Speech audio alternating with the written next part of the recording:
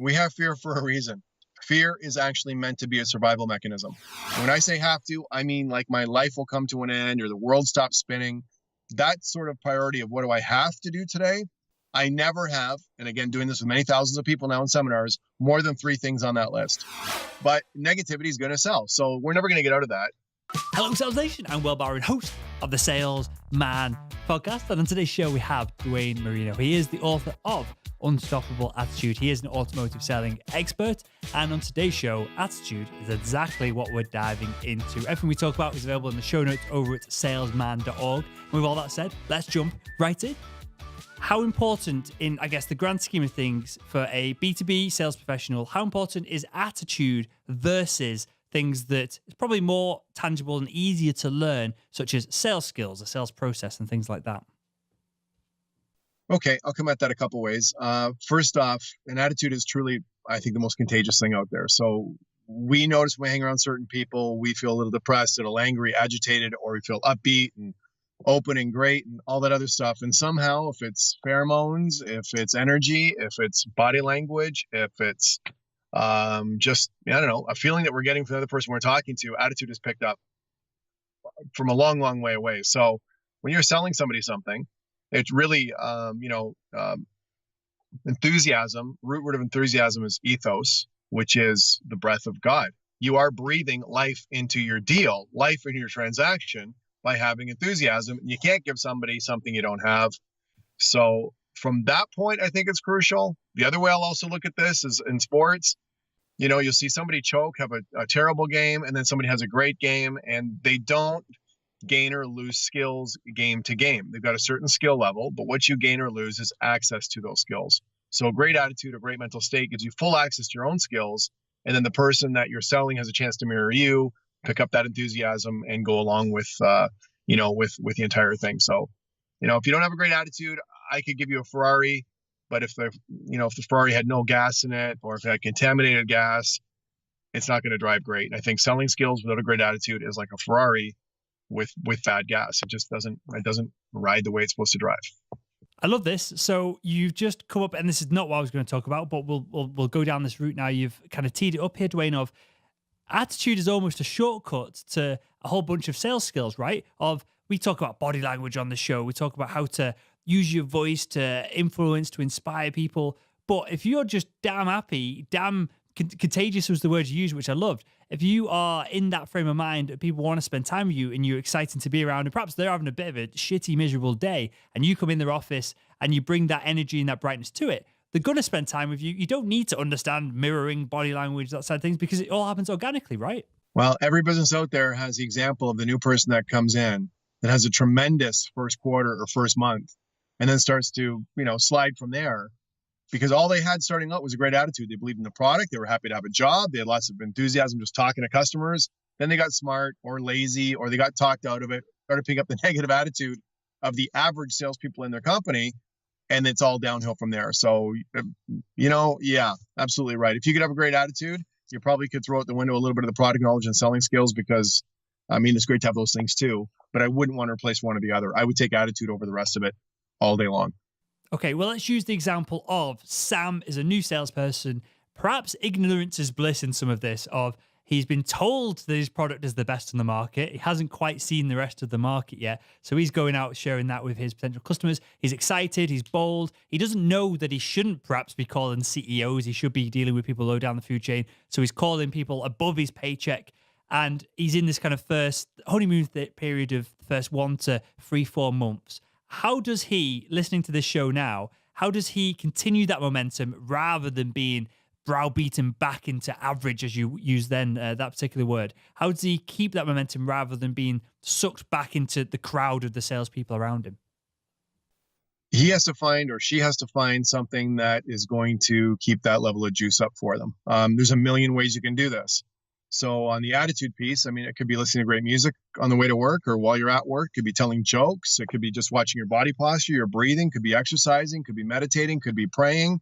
Could be just staying away from negativity, not reading the newspaper because it's all bad news.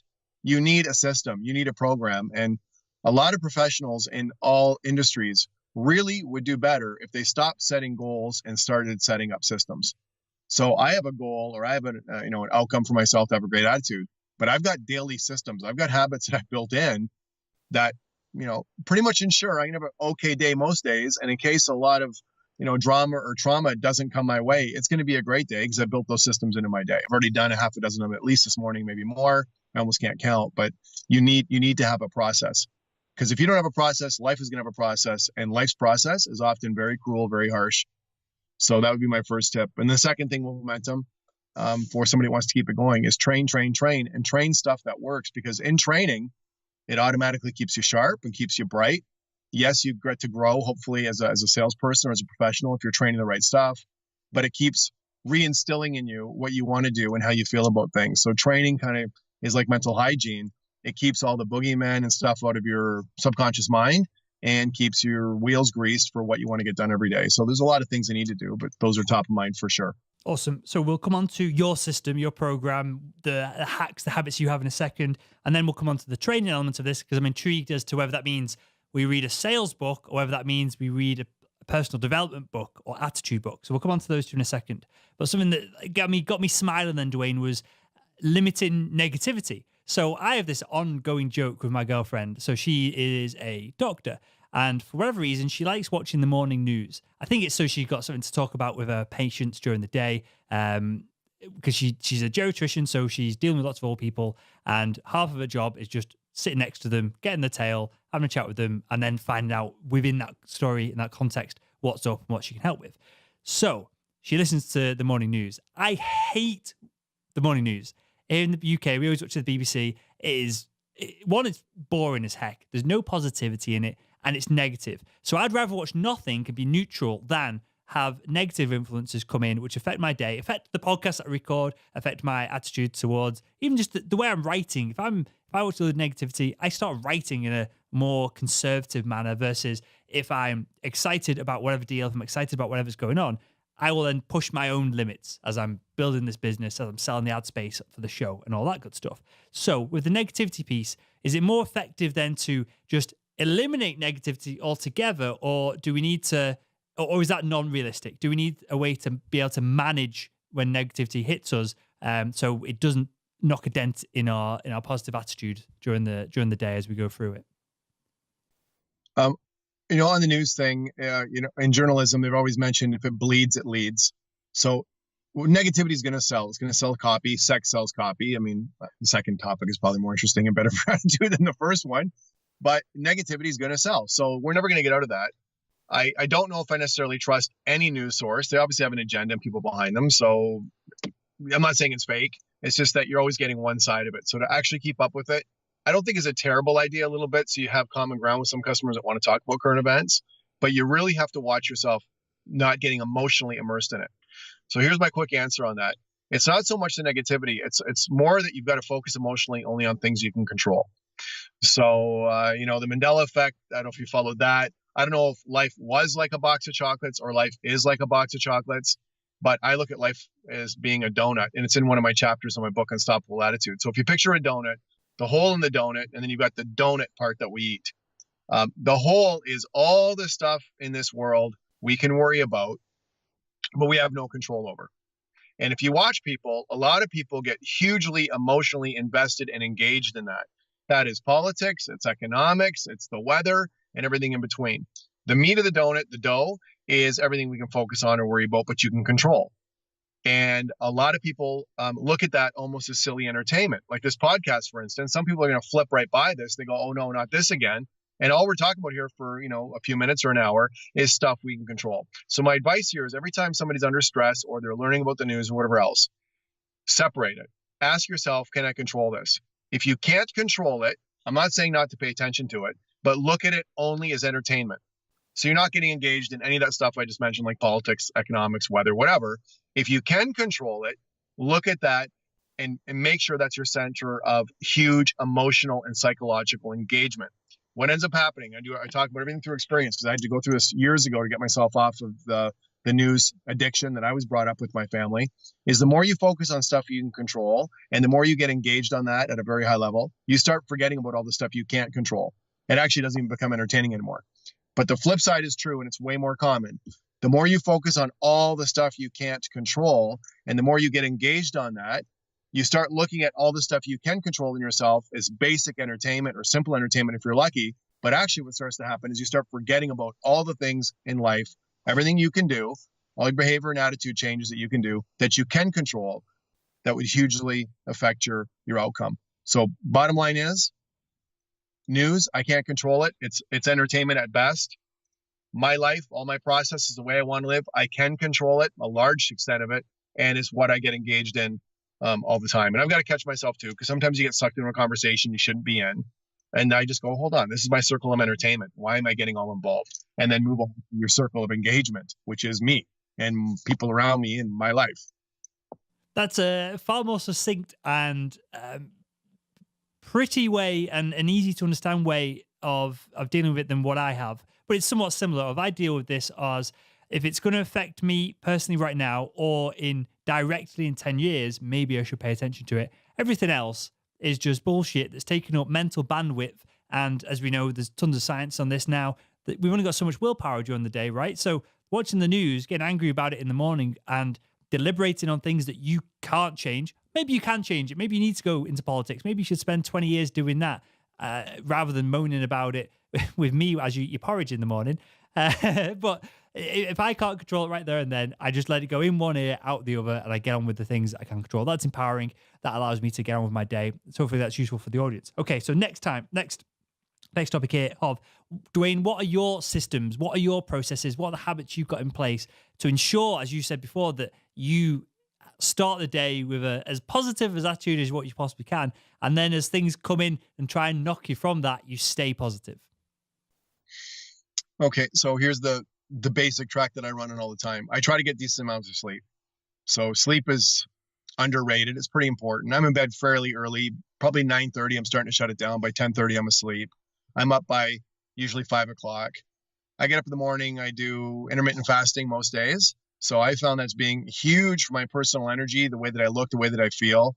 Monday to Friday, I don't consume any calories till about 4 o'clock when I'm done work. And by 8 or 9 o'clock, I'm finished. So that's been incredible for me. So I just have black coffee or tea or water during the day. I have some supplements that I take that are all designed to keep my brain and my body kind of functioning the way that I want. And I do pay a lot of attention to my physical activity and what I eat and what I drink and what I consume. We are trapped in this physical body. People that don't pay attention to that, don't educate themselves on it, I think it's a mistake, because your attitude can only go so far. If you're physically not feeling great, everything is better. Everything is easier when you feel good. So I found that out from experience. Next thing, I don't watch the news. I've got some people that I follow on YouTube, such as yourself, that inform me without dragging me down.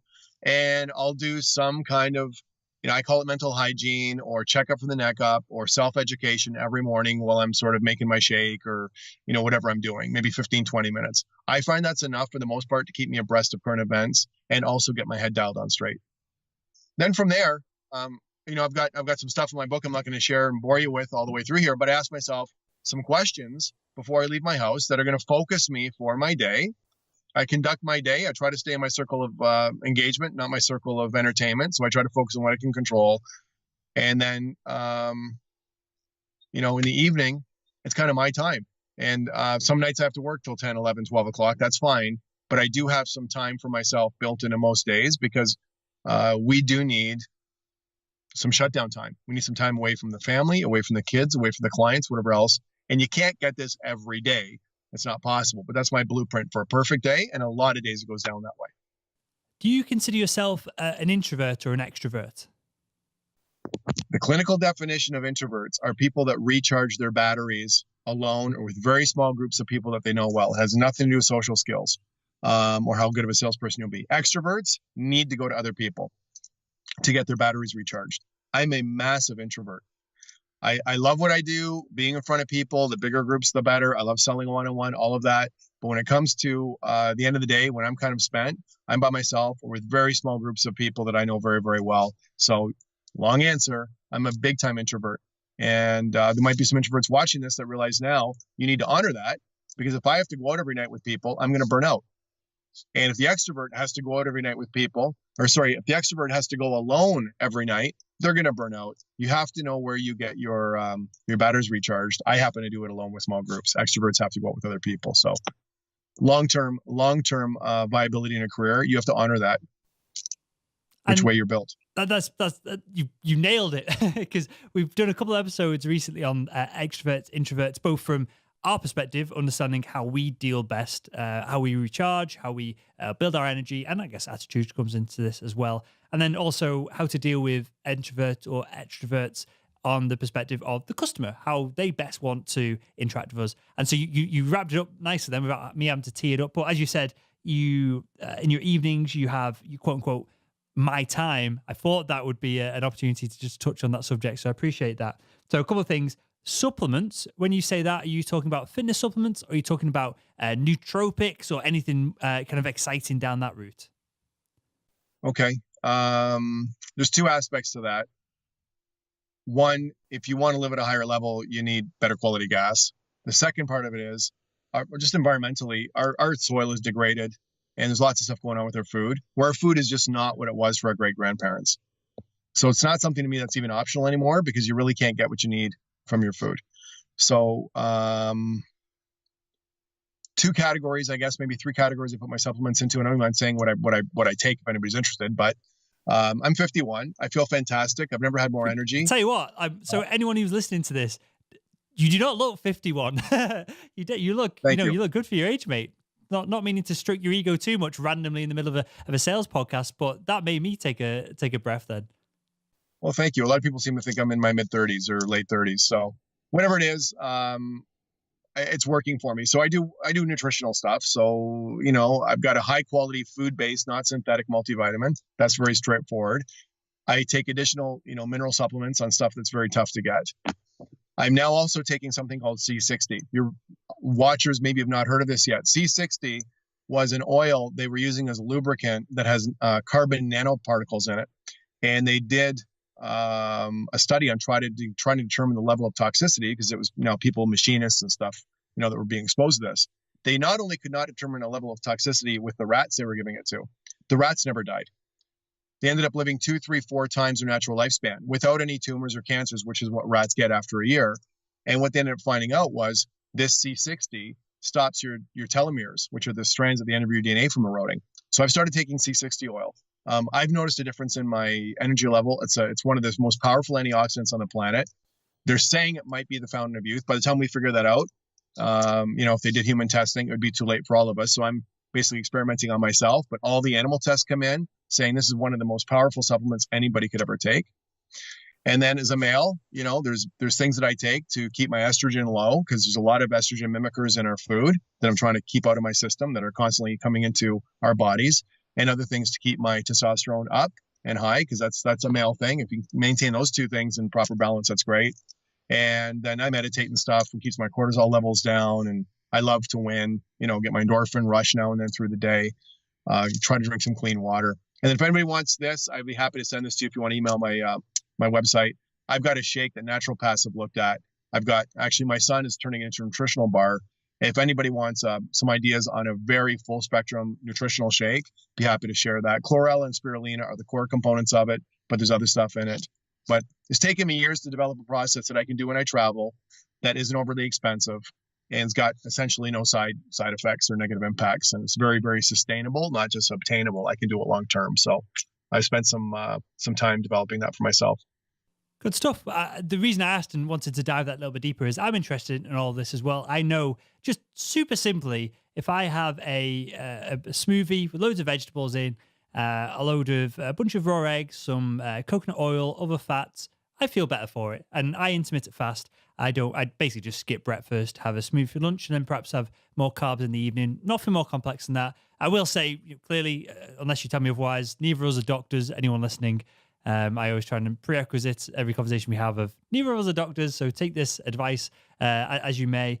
But with that, a couple of other things that you brought up here, and this is fantastic, and I love just diving into an actual person and a real high success individual like yourself on the show, rather than kind of going back and forth with of our thoughts and opinions on things. It's an interesting show for the audience to get your personal perspective on this, Dwayne. But what would be a couple of the questions that you ask yourself in the morning that I think you said set yourself up for the day? What would be a couple of examples of those? Really glad you asked. There's 5 of them. And I can do this literally. I call it the 5-second, 5-question personal development program. So I do this in the morning. And the first question I ask is, how do I want today to be? Now, I've asked these in seminars now with a few thousand people. Everybody comes up with a positive word. Awesome, creative, empowering, whatever. So that's really made me a little more optimistic. I do believe our core is to be awesome and be great. And then life gets in the way. So how do I want my day to be has been a very empowering question, because I get to set the tone or the mood and put myself on a track. And I tend to stay more on that track on the days that I ask that. It is most days. Question number 2 is, what do I have to do today? And when I say have to, I mean like my life will come to an end or the world stops spinning. That sort of priority of what do I have to do today? I never have, and again, doing this with many thousands of people now in seminars, more than 3 things on that list. So I call this changing the rules. It literally changes my game, where I'm now designing my game so I can win it every day. And if I get those 2 or 3 things done, it's going to be a great day. And then I handle the other stuff that's going to come at me through the day. Question number 3, how am I doing with my interactions? I think of my family, my dog, my customers, people at the gym, people I pass on the streets, my students, my clients. How am I doing with my interactions? We live in an interactive society. Because I know I'm going to hold myself up to that question again tomorrow, I catch myself today on trying to have higher quality interactions so I don't disappoint my future self tomorrow, as corny as that sounds. Question number 4 is, how do I want my evening to be? How do I want tonight to be? I started these questions probably 3 years ago. With all the technology, I'm sitting in a car right now in a parking lot, Skyping you in the UK. We literally can work 24/7 now. These things have made work more accessible, not less accessible. But when I started asking myself this question of how do I want my evening to be, the voice in my head kept telling me, Dwayne, you don't need to work right until bed every night. And so I started doing more stuff for myself. So that one really was a great question to give me more balance. And the 5th question is, 2 things I'm currently doing well, 2 things I could be doing better. And what I do there is I pull up my written goals and gratitudes, and I look at my goals and gratitudes, and I go, okay, 2 things I'm doing well and 2 things I could be doing better. Because it's my blueprint, my goals and gratitudes, I'm able to compare my actions to my blueprint every day and make minor or major adjustments. So that's my 5 questions. It's been hugely impactful. I can't put a price on them, actually, for what it's done for me. So super practically, for the 3 things that a B2B salesperson should be writing down or making note of that will lead them to have a successful day. If they tick these 3 things off, they'll have won the day. What would an example of those 3 things be for someone who has perhaps they're not 100% in control of their diary, and perhaps they've got incoming requests that your sales manager asks you to do before the end of the day, that if you don't do it, you're going to be causing trouble with them? Okay, the first one is you're often confined, your income is confined to the size of your network. So the larger your network, the more people you have a scope of influence and credibility and connection, respect and likability for, the better chance you have to sell or to connect with people. So the bigger your network, the higher your net worth, essentially. So just don't hide behind social media. In a lot of cases, social media is making some people antisocial. They post stuff, they do things. They're afraid to phone anybody or reach out and send a message. So definitely have your presence on social media, and a massive one. The bigger, the better, as long as it's relevant. And you need to reach out personally. If it's going to be phone calls, face-to-face visits, something as old school as mail, I don't care what it is, you've got to have a process for reaching out to individuals, making contact, doing your follow-up, as well as your overall network with social media. So that is something that should never stop, and that should take precedence over your lunch. I will miss a meal. I won't miss my marketing stuff that I have to do, because I can't sell a secret, and it's done very well for me to be consistent with my marketing. And I'm not the best at it, for sure. There's other people that do a much better job, but in my sphere of influence and what I do, I do a good job with it. And I literally have at times missed all kinds of events to get my marketing and my networking done and that kind of thing. So that to me is job 1. The second thing, tied right back into what we just covered, is keep your head screwed on straight. And that's the only way I can put that. If your head starts to get a little bit off kilter and your attitude goes, your focus goes, it's all going to go. So be very cognizant of what's getting your attention, what your dominant thoughts are, where you're spending your money, who you're spending your time with, because that's going to affect you a lot.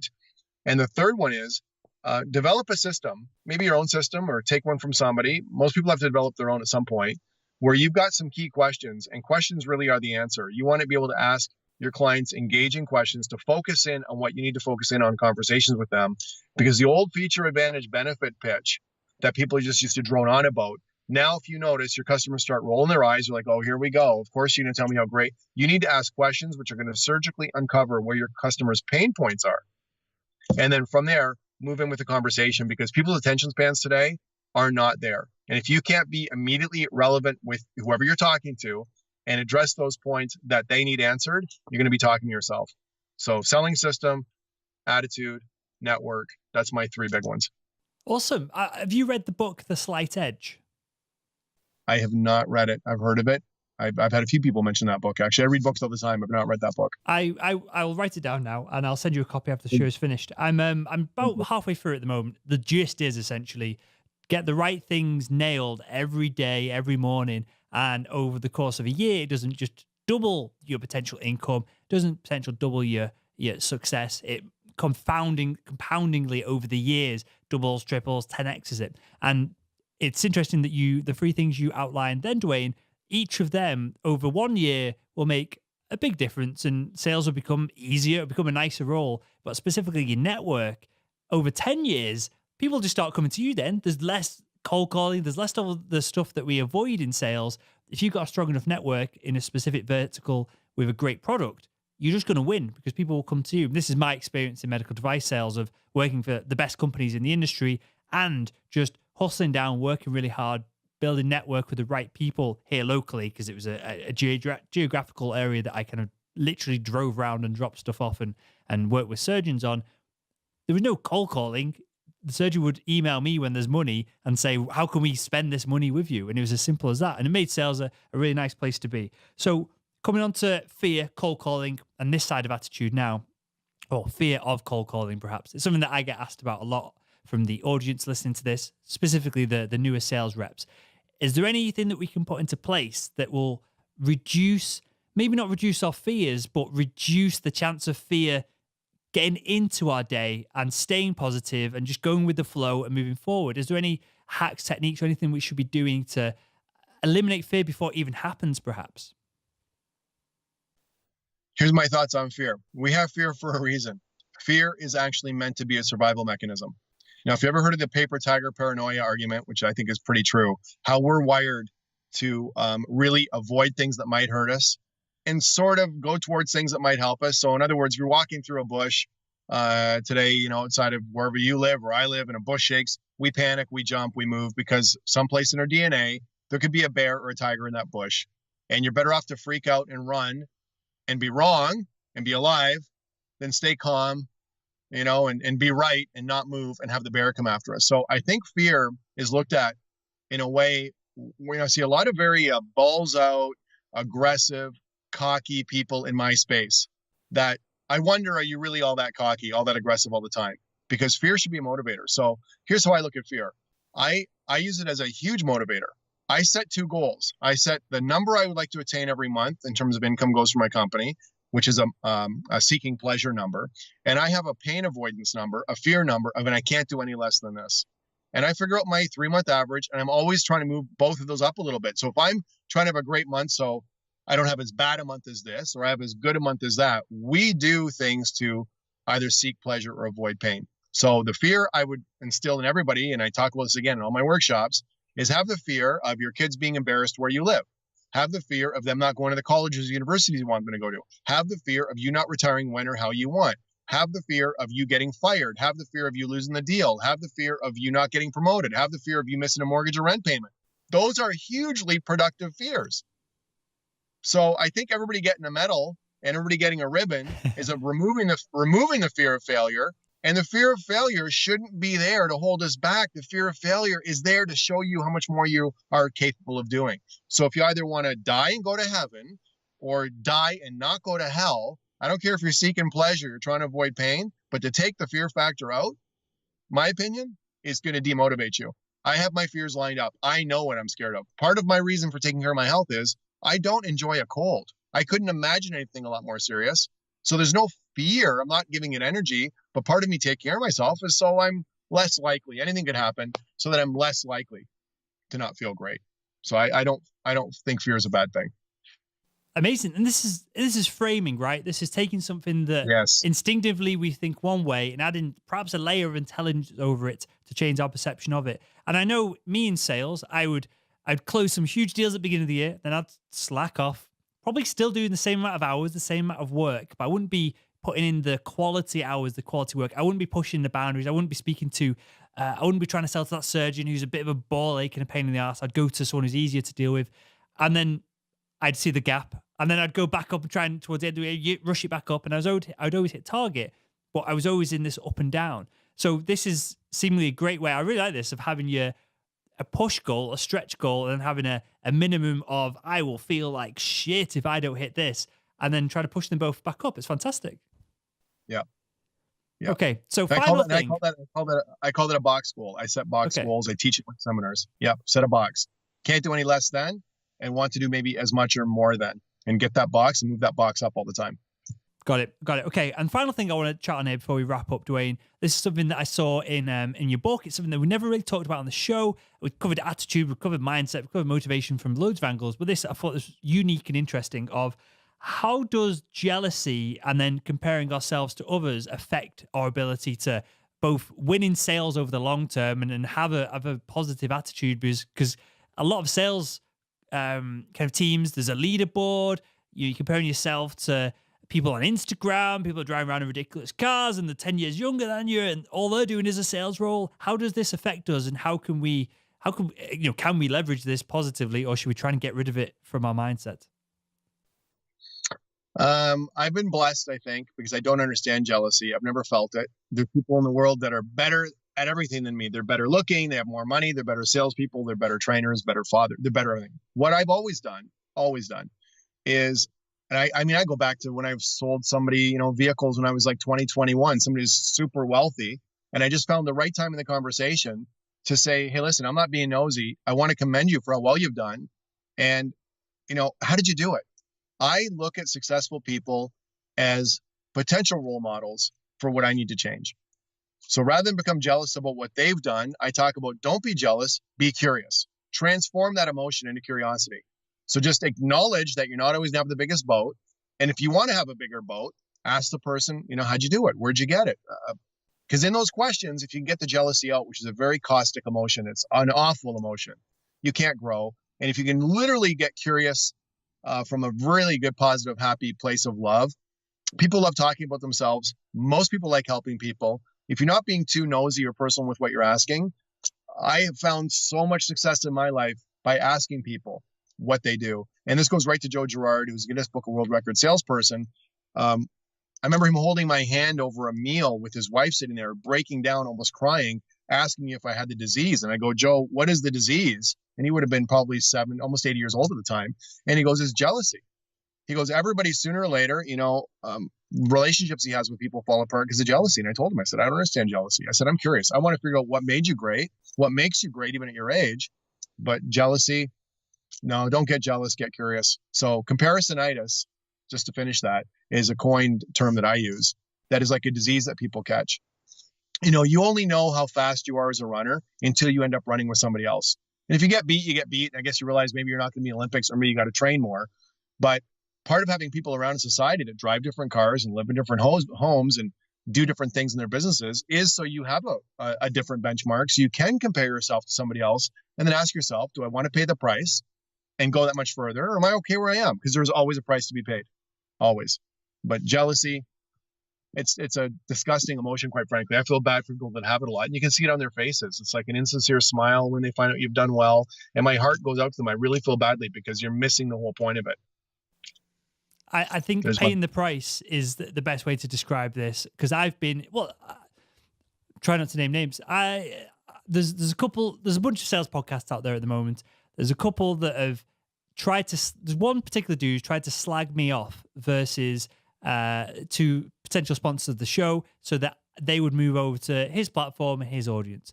And of course, I do well for them. So they've just come back to me, told me that he's been a dickhead. and will work with him because he makes himself look stupid, right? And I find this happens quite a lot with the audience of they'll go, well, this sales rep is achieving this and I want it. I'm better. I'm a better person than that individual. But what they're missing out on the gap there is how you phrase it then. The other person very likely is paying a price that this individual who's jealous isn't willing to pay, doesn't know how to pay, it hasn't sussed out the difference that this other person's working 10 years, has been working 10 years longer. So they've got that network in place. They're working 10 hours more a day and you're slacking. So paying the prices is the gap between perhaps what you want and the jealousy of being somewhere else. So I thought that was really a really insightful way to put it. And with that, Dwayne, we'll wrap up with this, mate. Tell us a little bit about the book, Unstoppable Attitude, the other books as well, and then where we can find out more about you as well. Thank you. Thanks, Will. Online, www.DwayneMarino, it's DuaneMarino.com is my website. On there, you'll find the keys to everything that we do. I've got a few YouTube channels, social media, Facebook, Instagram accounts. My 3 books, best-selling books, are on Amazon. One is Unstoppable Selling. The next book I wrote was Unstoppable Money, and the one after that was Unstoppable Attitude. If I could redo the timing of how I launched those, just to prove the point with everybody in the the audience that's listening, Unstoppable Attitude should have been the first one, because without unstoppable attitude, the unstoppable sales techniques don't matter. So as you're studying and learning and growing, get that attitude in check, learn your selling skills. Then when you start making money, then unstoppable money comes in, because it's never what you make. It's always what you do with it. And a lot of people, there's lottery winners, professional athletes, a lot of examples, people that made tens of millions of dollars and 3, 4, 5 years later are totally flat broke. So sometimes you've got to stop worrying about how much money you're making and really start paying attention to where it's going. But I think they're all great books. They're my books. I've read a lot of books to get those books together. There's a lot of outside influences there, but they're all things that I believe in, that I value, and that I live. There's nothing that I teach that I don't do. Fantastic stuff. Well, I'll link to them in the show notes of this episode over at salesman.org. And with that, Dwayne, thank you for your time, mate. Thank you especially for kind of opening up your little world and showing us the inner workings of Dwayne and his positive attitude machine. I appreciate that, mate. And I want to thank you for joining us on the Salesman podcast. Thanks, Will. Thanks for having me. You have a great day, and we'll maybe see you again.